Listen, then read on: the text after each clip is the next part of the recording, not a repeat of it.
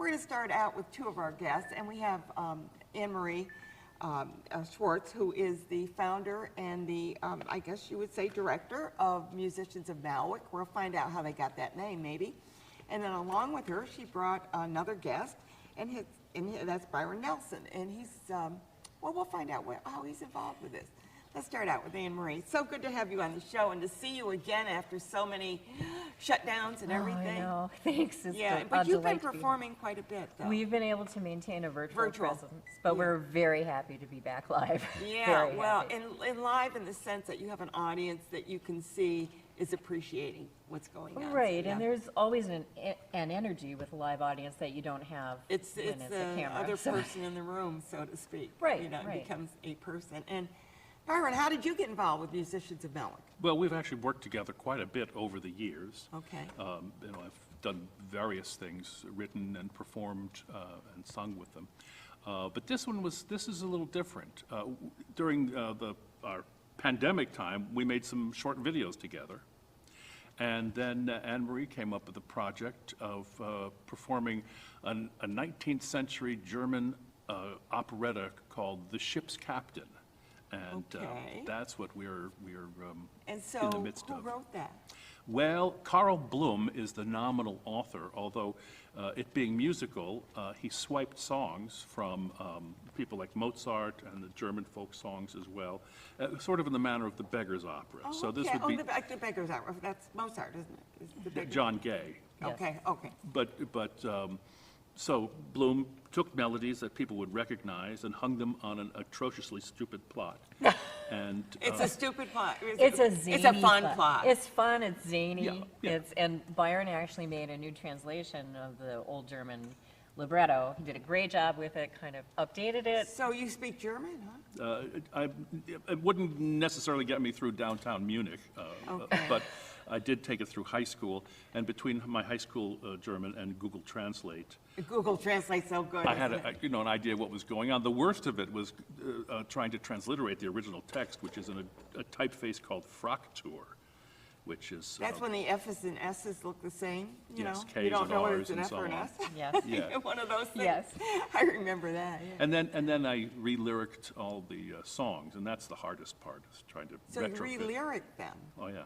So that they rhyme and they're more contemporary, and some of the questionable references from the 19th century are a little bit more perhaps comprehensible. Yeah, we tried to smooth over some. Yeah, it's sort of like when you read Shakespeare. I mean, you have to kind of know what the words mean, because you look at those footnotes, because sometimes you say, what is that? Well, and they had contemporary references that are we arcane don't- to us today. So I Yeah. think Byron has done a good job. Well, of they also had one of the singers drag a piano on stage, and so we tried to reduce some of the that, impracticalities. that is not going to happen in our So they're production. bringing a harmonica on instead, right? Exactly. Now, what I want to say is that you're going to be performing at the Hyde Park in Cooperstown, right? At Hyde Hall. Hyde which Hall, is, I'm sorry, this I've is got Park here, but a historic house up on the northern shore of the lake, about 3 miles north of Glimmerglass Opera, and it's this beautiful 55-room estate. It's the only estate like it in North America. And Really? the grounds are just stunning.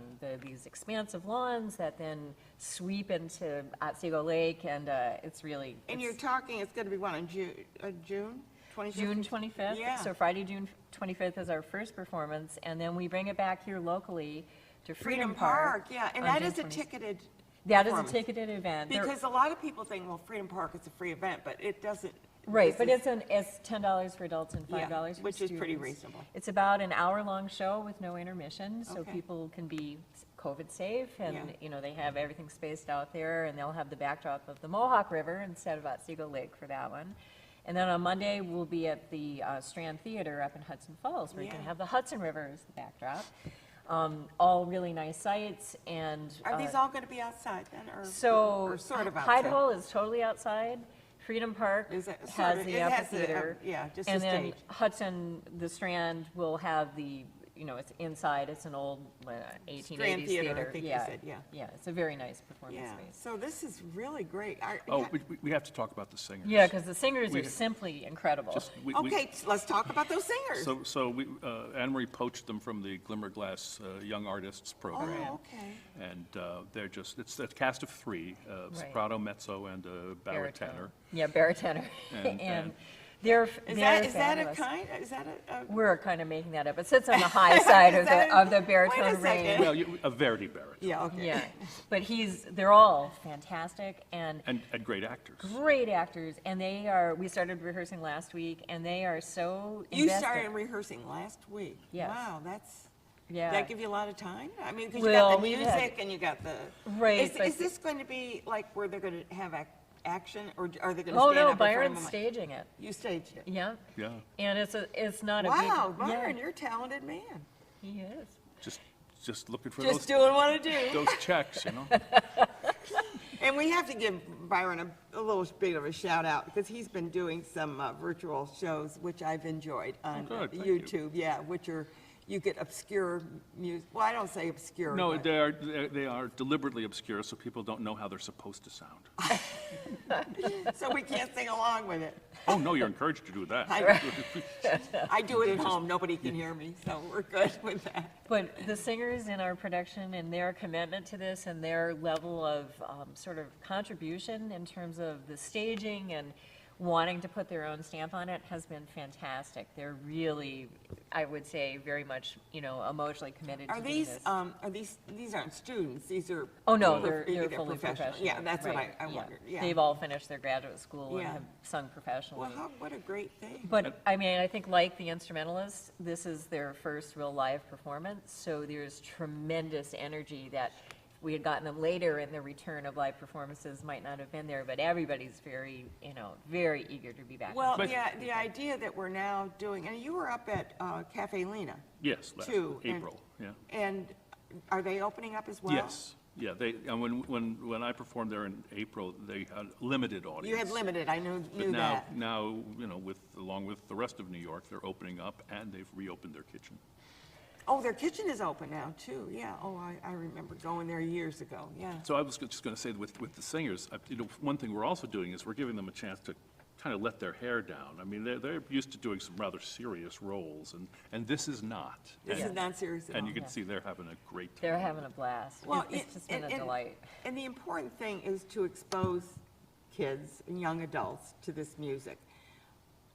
What ages would you say would enjoy this? Any age from 5 to 95, really? yes. Okay. The story is recognizable on a number of levels.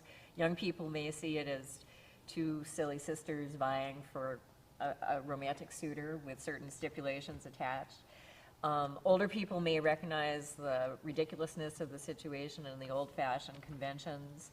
I mean, it's watchable. There's a lot of levels to it. There are a lot of levels, and Yeah, the music, really old people would watch it and just regret they didn't fool around more when they were young.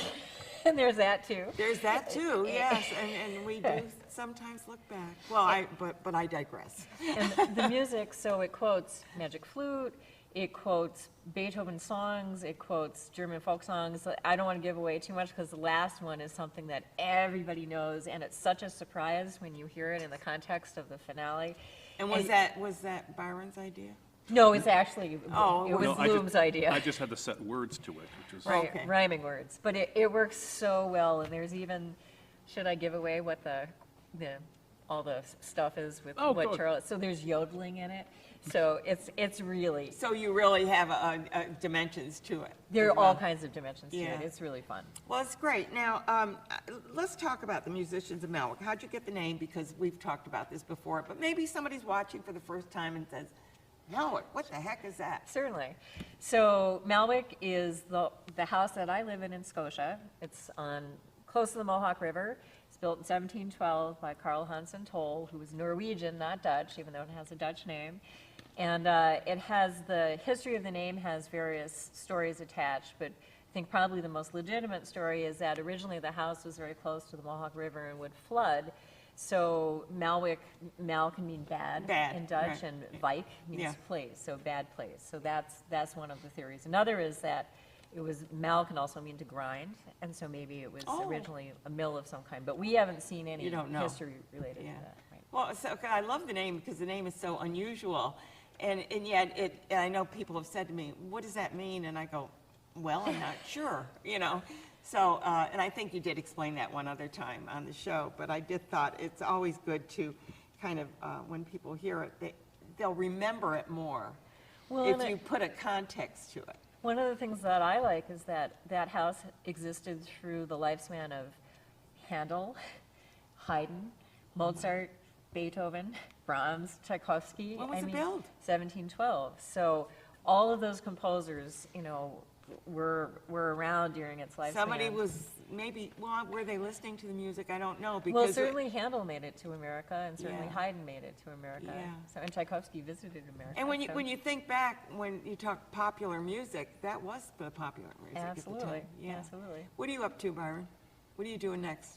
Doing next, her next project. Yes, Whatever the next project is? No, you're no, doing? it's, it's in July, Yeah. yes. Okay, so you're doing that. So you're not doing anything on your own then? Because sometimes you do your own performances. yeah, what am I doing? Well, a play of mine is going to be produced next April, but that's a bit in the Okay, future. well, then you have to come back and talk about Yeah. a play you're doing to produce. He's such a, he's a I know. creative guy, isn't he? He is a man for all seasons. Of all seasons, yes. They'll be doing a movie. Oh, wait a minute, I think they already did that one. Perhaps. That's my next project. I'm doing a movie. Are you really? Yeah. What's the movie? It's called Without a Net, and it's. Without a net? Yeah, it's about an improv troupe that gets together after years, after having disbanded and all the things that go wrong. It's like the Christopher Guest. Oh, I love mockumentary Christopher Guest, films, yeah. so Yeah, that's- I love those, yeah. Best in Show, all that good But stuff. I've just started to work on the script. Yeah, what fun. Got to talk about that, too. It's always good to see you. And Byron, keep working on your projects, and when you come back next time, you're going to tell us what you're doing. That's right. As long as my wife stays fully employed, I will be at this. And Anne Marie, it's always good to have you on as well, and to talk about classical music. I think, you know, we learn so much about what's going on in the movies and plays and things like that. Sometimes we give short shrift to classical music, which is very important. And I know when I'm working on my computer, I love to have, you know, Bach or Verdi or something playing in the background, because it's more soothing than, you know, kind of that I have, even if they have songs with words to them, then I have to sing along, and I don't want to do that. You know? And I don't think fully Beethoven engaged. or Mozart wrote anything with words. So, well, yes, he did, the operas. Yes, Of course. What absolutely. was I thinking? Thank you so much for being here.